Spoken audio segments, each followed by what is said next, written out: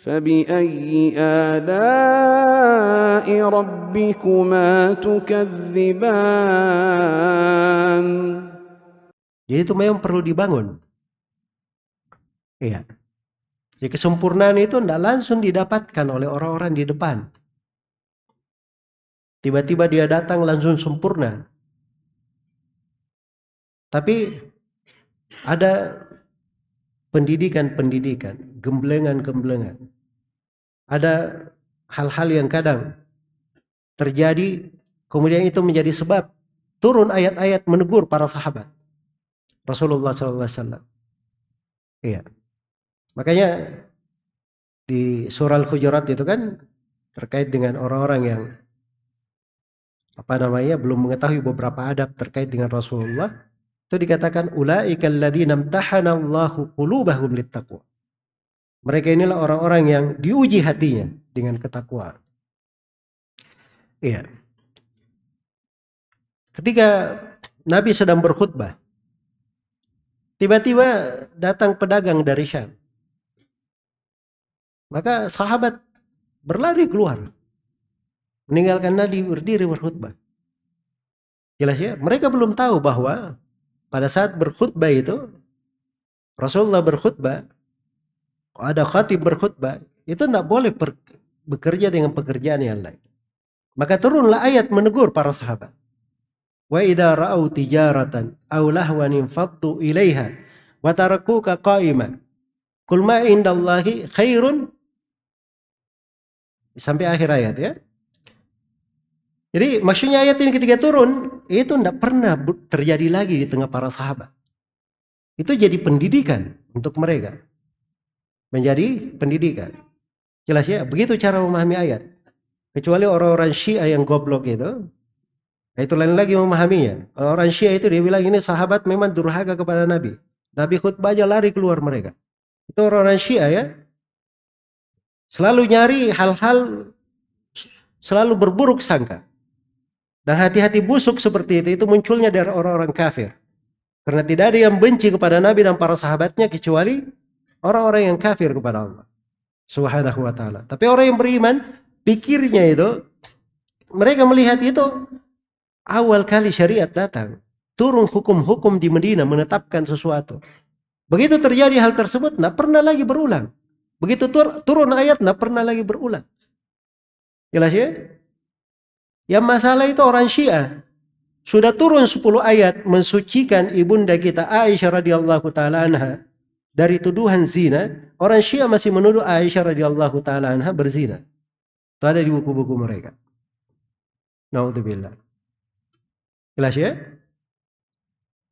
Jadi maksudnya bahwa para sahabat Rasulullah SAW itu dididik dengan pendidikan-pendidikan luar biasa.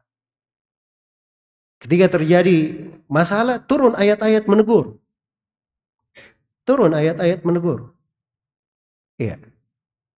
Nabi berucap hadits-hadits.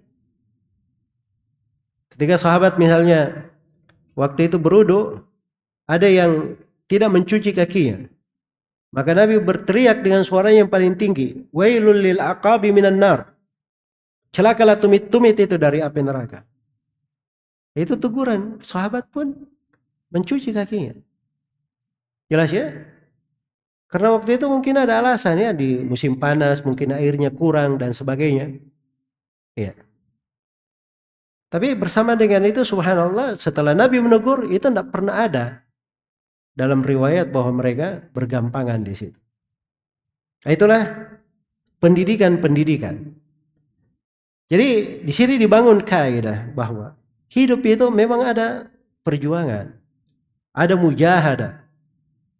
Ya. Ada sesuatu yang harus kita bangun. Ini kita membangun negeri akhirat kita. Membangun negeri akhirat kita.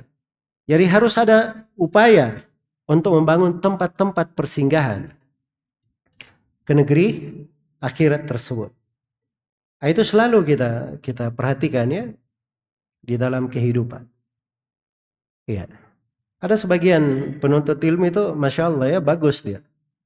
Kadang dia baca Al-Quran. dia kumpulkan ayat-ayat perintah dalam Al-Quran. Terus dia periksa dirinya, di mana dia dari perintah ini, dia sudah lakukan atau belum? Iya. Dia kumpulkan ayat-ayat larangan. Dia cuma tanda ayat larangan 1, yang larangan ini, 2, 3. Larangan, terus dia periksa, ini larangan ini saya sudah bersih darinya atau masih ada yang saya lakukan. Nah, itu Masya Allah ya, itu cara bagus di dalam beragama. Iya. Sama kita apalagi di dalam masalah amalan-amalan hati ini. Ini ada 18 pembahasan ini. 18 manzilah. Di mana kita dari 18 ini? Bagaimana kita memeliharanya? Nah, itu harus ada introspeksi, muhasabah. Makanya kita mempelajari, setelah kita pelajari, kita tanyakan diri kita di mana kita dari hal tersebut, di dalam menjaganya, di dalam memeliharanya. Nah, itu baru ilmu itu berpengaruh luar biasa untuk seorang hamba. Berpengaruh luar biasa. Jadi kalau berat untuk hal yang seperti itu, mulai sedikit-sedikit. Ambil 1, 2, 3, apa yang bisa dikerjakan. Setelah terbiasa dia sambung lagi, tapi ada target-targetnya. Iya. Kalau dia sudah menulis, sudah dia niatkan, itu sudah dapat pahala dia 1. Nah, Allah akan bantu dia. Kalau dia di atas niat yang baik seperti itu. Karena Allah telah berfirman di dalam Al-Quran, وَالَّذِينَ جَاهَدُوا فِينَا لَنَهْدِيَنَّهُمْ سُبُلَنَا. Orang yang bersungguh-sungguh di jalan kami, sungguh kami akan menunjukkan kepadanya jalan-jalan kami itu. Akan diperlihatkan oleh Allah Subhanahu wa taala jalan-jalan tersebut.